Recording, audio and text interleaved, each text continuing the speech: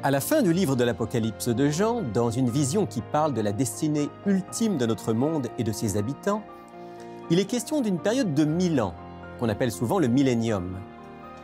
Cette période semble être un temps de restauration, juste avant l'exécution du jugement final et la création d'une terre nouvelle. Mais que se passera-t-il vraiment durant ces 1000 ans ?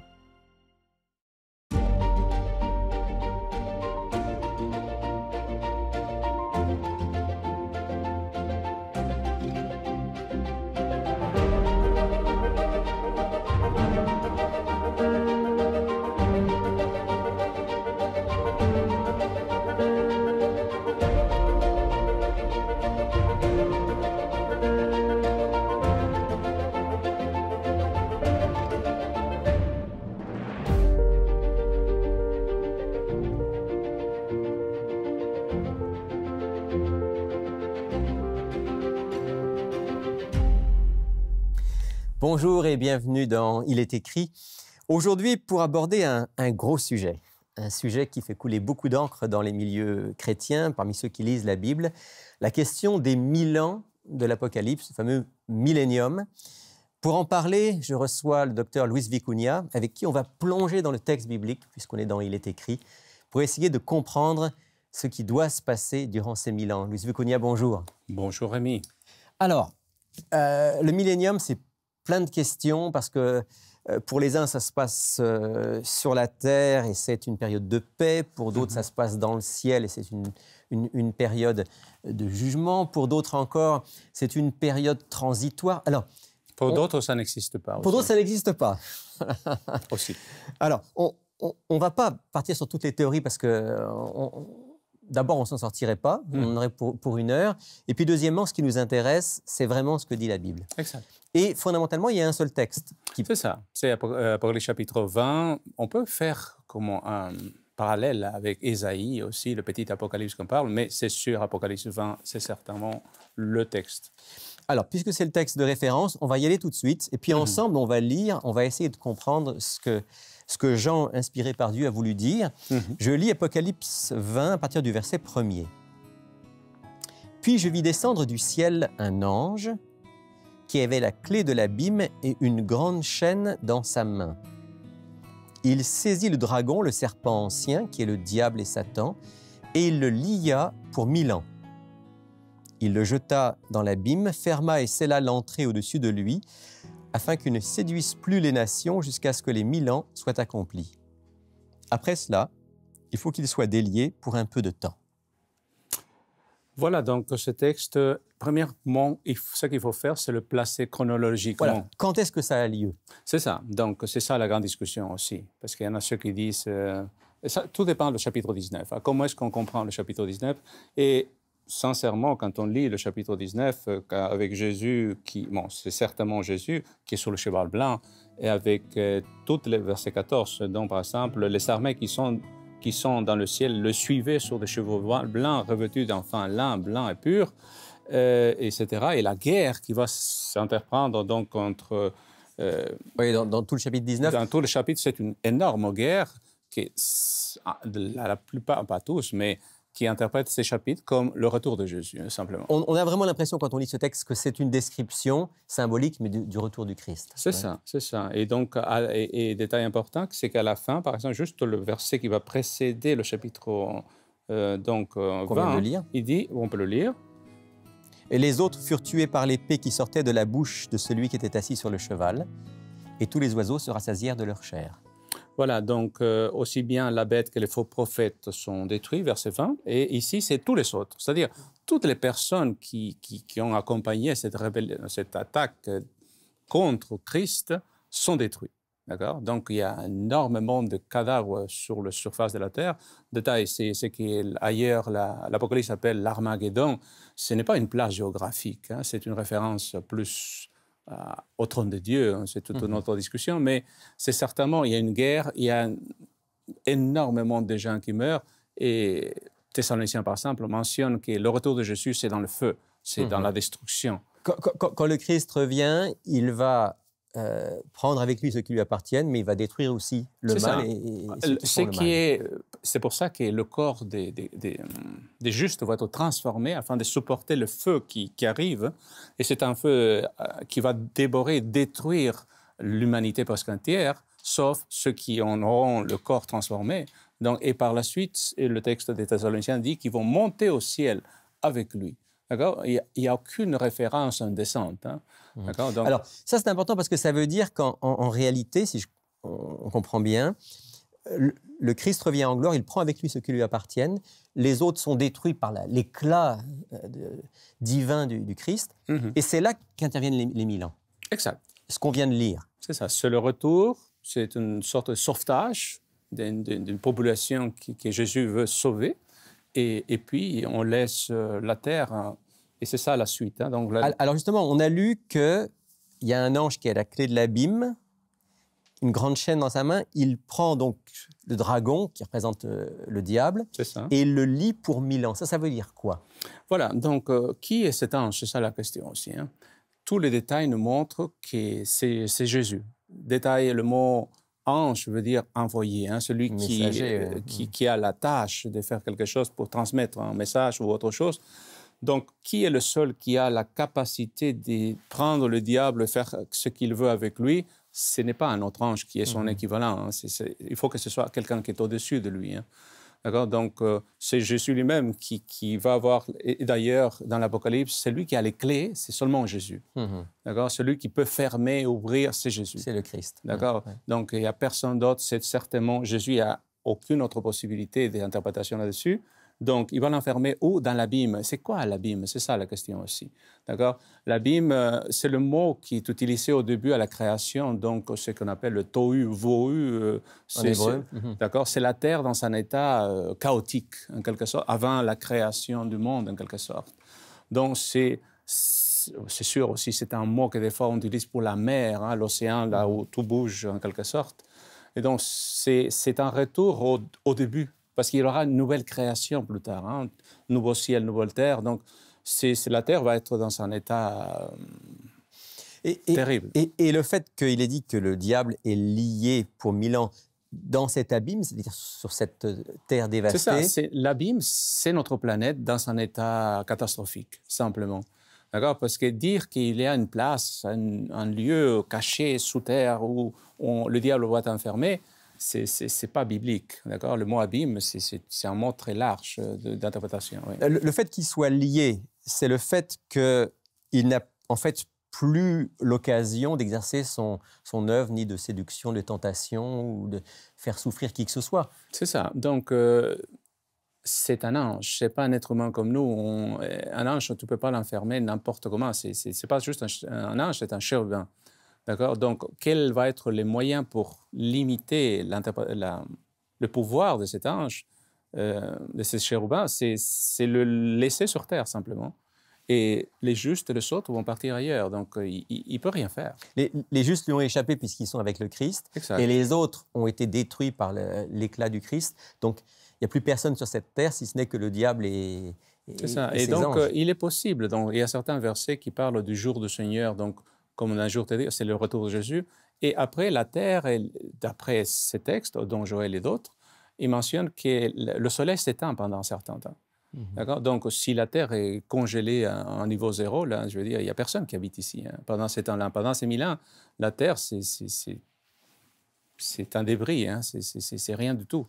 Donc, et c'est comme ça qu'il faut comprendre donc, le fait qu'il est jeté dans l'abîme, ensuite c'est scellé sur lui, il ne peut plus séduire qui que ce soit. C'est ça. Et il est lié. Il est démuni. Il y a quels autres anges mauvais qui sont avec lui. Donc, simplement. Sur la terre, les 1000 ans ne sont pas, comme certains l'ont dit, une ère de paix ou quoi que ce soit. Sur la terre, les 1000 ans, c'est la dévastation totale. C'est ça. En tout cas, il n'y a plus rien. Bibliquement.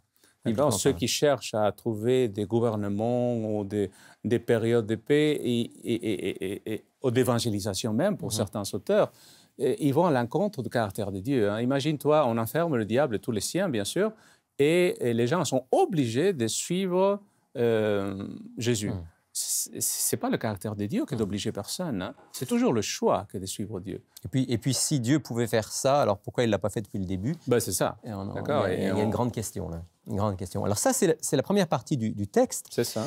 Ensuite vient une autre section où là, on change de caractère à partir du verset 4. Exact. Hein? Alors on va lire à partir du verset 4, Apocalypse 20, verset 4 et suivant.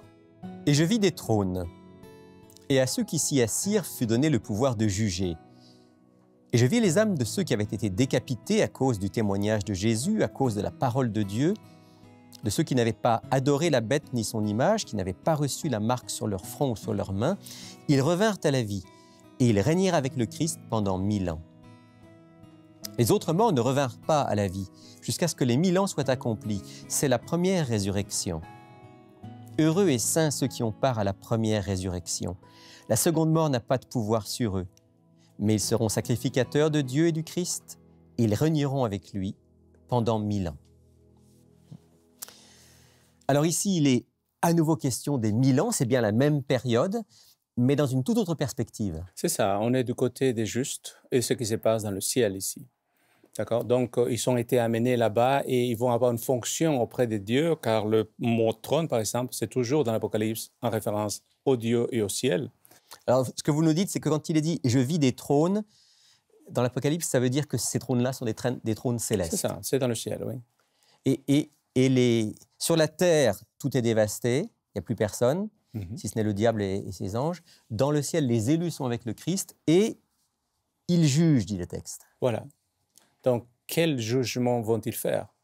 D'accord? Parce que dans son jugement, il y en a plusieurs étapes, hein, plusieurs. Et je ne crois pas qu'ils vont décider qui va être sauvé, qui va être perdu, parce que c'est ça, c'est le rôle de Dieu lui-même. Mais ils peuvent constater les jugements de Dieu, comprendre pourquoi un tel a été sauvé et un autre a été perdu, comprendre, par exemple, Étienne va comprendre pourquoi celui qui a participé à sa lapidation va être présent à ce moment-là. Et pourtant, il a en quelque sorte acquiescé et participé à sa mort. D'accord? Comment cet homme a changé? Il va falloir qu'on comprenne énormément de choses, parce que s'il y a bien des surprises que nous aurons dans le ciel, c'est pourquoi un tel n'est pas là, pourquoi un tel est là, et que je ne croyais pas, et bon, pourquoi je suis là d'une certaine façon. Donc, et tout ça, il va falloir comprendre et s'expliquer pendant cette période. Bon, ça, c'est quand même important, ce que vous êtes en train de nous dire, c'est que c'est juste dont il est fait mention là, ceux qui ont été décapités, ceux qui ont résisté à la fausse adoration, ceux qui n'ont pas reçu la marque sur leur front. Donc, en fait, ce sont tous les élus fidèles qui sont... C'est ça, les deux groupes, si tu remarques, ce sont ceux qui sont morts dans le passé. C'est Thessaloniciens chapitre, donc c'est à la fin de la première épître de Thessaloniciens, aussi c'est la même chose. Les deux groupes, c'est les justes qui étaient morts, qui ressuscitent, et les justes vivants qui ont traversé la grande persécution. Ils sont là, présents, donc ceux qui ont reçu le sceau de Dieu, ils ont refusé la marque de la bête, c'est ça qu'il dit le verset. Hein, donc, refuser la marque de la bête dans les mains ou le front, ce sont eux qui sont là et qui participent. Et si je me souviens, il y a un texte dans l'épître de Paul aux Corinthiens qui dit que les saints, donc les élus, jugeront le monde. C'est ça, c'est ça le rôle. Et c'est ça qu'il a dit aussi à ses disciples. Là, vous serez 12 trônes et vous allez juger. Encore. Donc, quand ça va se passer, c'est pendant les 1000 ans. Pendant les 1000 ans. Et encore une fois, ce n'est pas parce que Dieu a besoin de qui que ce soit pour l'aider à juger. Non, mais il faut bien comprendre que le plan de salut, donc la méthode que Jésus utilise pour nous sauver, elle ne comprend pas seulement Dieu et nous. C'est tout l'univers qui veut savoir, qui veut comprendre. Les êtres d'ailleurs, les anges et bien d'autres, ils sont très intéressés à comment les choses se passent et ils veulent comprendre. Donc, ça prend certainement du temps. Et donc, il faut que Dieu expose ça à l'univers tout entier. Et le caractère de Dieu consiste à vouloir justement associer ces créatures pour qu'ils comprennent et pour qu'ils le servent par amour, avec une pleine conviction et non pas par peur, par obligation. C'est ça la grande accusation de Satan. Et Dieu ne peut pas omettre de suivre une certaine méthode pour faire les choses. Donc, on peut dire que ces 1000 ans dont on parle souvent, c'est essentiellement une période au cours de laquelle les enfants de Dieu, ceux qui sont avec lui, vont avoir une plus claire compréhension à travers le jugement du caractère de Dieu et du fameux pourquoi Hein. C'est ça. Et c'est ça, j'ai eu des personnes dans mon entourage qui ont perdu des proches qui se demandent pourquoi. Voilà, c'est ça la question. Pourquoi? Eh bien, on aura l'occasion, la possibilité, le temps nécessaire de voir toutes les issues et toutes les données qu'on n'a pas aujourd'hui, qu'on voit comme des choses injustes, comme des choses incompréhensibles, mais seulement Dieu voit le tout.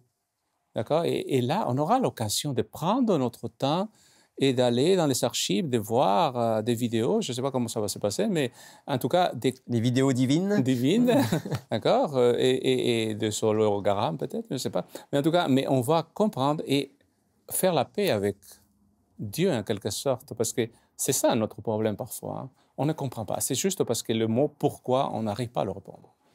La période des 1000 ans, c'est la période de la réponse à tous ces pourquoi. C'est certain. Et alors, il est dit ici que les autres morts ne revinrent pas à la vie. C'est la première résurrection, ce qui laisse entendre qu'il y aura une seconde résurrection. C'est ça, la résurrection des saints justes qui suit le 1000 ans. Donc, c'est le retour, c'est ça qu'on voit dans la suite. Donc, bon, à partir du verset 7, c'est ça, à partir du verset 7, alors on va lire à partir du verset 7. « Quand les 1000 ans seront accomplis, Satan sera relâché de sa prison. Il sortira pour séduire les nations qui sont aux quatre coins de la terre, Gog et Magog, afin de les rassembler pour la guerre. Leur nombre est comme le sable de la mer.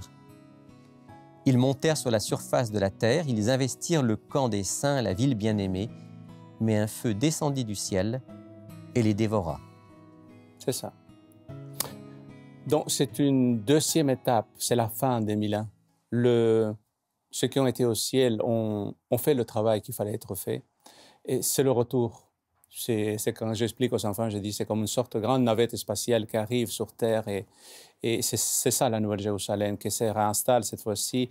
Et Zacharie 14 nous parle d'une place réservée déjà pour que cette ville s'installe. Et donc, lorsque cette ville s'installe, les injustes sont ressuscités. Le diable fait encore un travail de persuasion et va réussir à rassembler donc, tous ces êtres qu'il avait suivis dans le passé.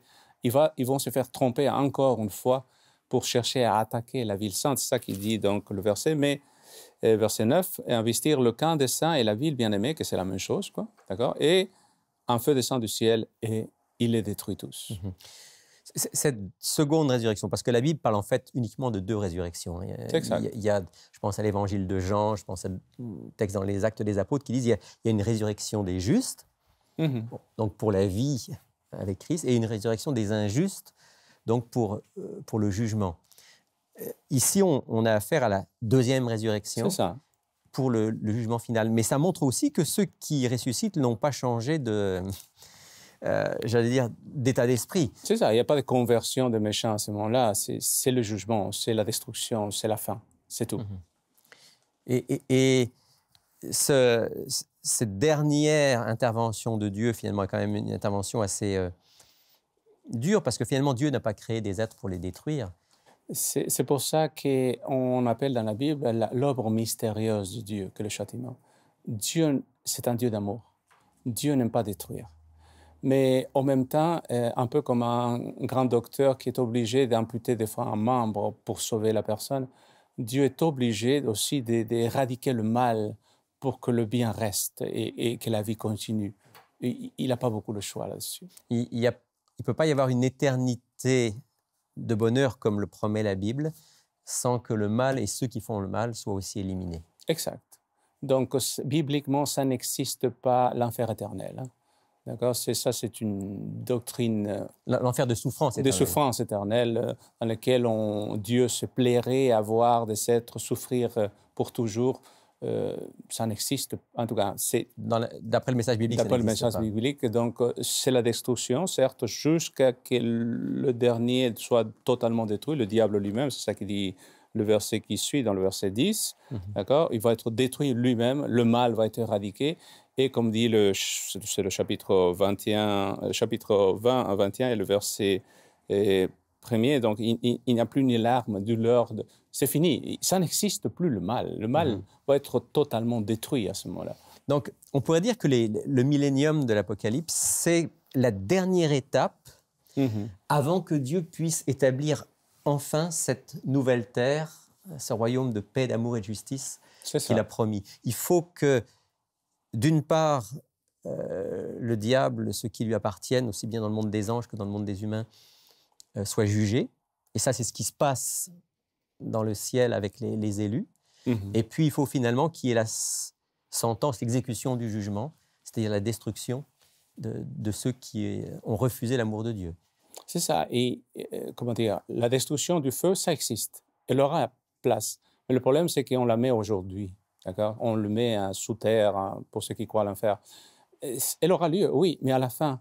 Et ça va durer le temps que Dieu aura décidé, très peu de temps en réalité, parce que le mot éternel veut dire selon le temps de Dieu. Donc, combien de temps? C'est celui que c'est. Mais après ça, ce qui nous intéresse à nous, en tant que croyants, c'est l'après. Nouveau ciel, nouvelle terre, chapitre... On pourrait lire, je pense, au moins le début du chapitre 21 de l'Apocalypse. « Puis je vis un nouveau ciel, une nouvelle terre, car le premier ciel et la première terre avaient disparu, et la mer n'était plus. Et je vis descendre du ciel d'auprès de Dieu la ville sainte, la nouvelle Jérusalem, préparée comme une épouse qui s'est parée pour son époux. J'entendis du trône une forte voix qui disait « Voici la demeure de Dieu avec les hommes. Il habitera avec eux, ils seront son peuple, et Dieu lui-même sera avec eux. Il essuiera toute larme de leurs yeux, la mort ne sera plus, il n'y aura plus ni deuil, ni cri, ni douleur, car les premières choses ont disparu. » Et ce n'est pas seulement sur terre, dans l'univers. La souffrance, le mal n'existera plus. Ça sera chose de passé. Ce à quoi notre cœur aspire au plus profond sera enfin réalisé à la fin des 1000 ans. Oui, c'est la promesse. Merci Louise Buconia d'avoir partagé rapidement avec nous. Si vous souhaitez en savoir davantage sur ce sujet controversé, vous pourrez dans quelques instants tirer profit de notre offre de la semaine qui reprendra ce sujet en allant encore plus loin dans tous les textes bibliques. Mais Louise Buconia, je reviens vers vous et j'aimerais qu'on puisse terminer en priant ensemble pour que Dieu nous prépare et mette en nous cette espérance vivante de ce royaume qu'il a en réserve pour nous. Certainement. Seigneur notre Dieu, nous te remercions, Seigneur, de ces promesses que nous trouvons dans ta parole. C'est un plan qui, certainement, nous échappe à la compréhension, mais c'est ton plan et il est parfait. Alors, nous voulons non seulement le comprendre, mais mettre en pratique aussi les leçons que tu nous en tirons. Seigneur, tu es un Dieu juste, un Dieu d'amour, et tu sais pourquoi les choses se passent comme elles se passent. Mais nous attendons, Seigneur, avec un grand désir, ces nouveaux ciels, une nouvelle terre, où la justice habitera, où il n'y aura plus de larmes ni de pleurs, où la souffrance aura disparu. Prépare-nous, Seigneur, pour ce moment-là, et fais de nous, Seigneur, ceux qui te suivent et puissent être présents avec toi à ce moment-là. Reste avec nous, nous t'en prions, au nom de Jésus. Amen. Amen.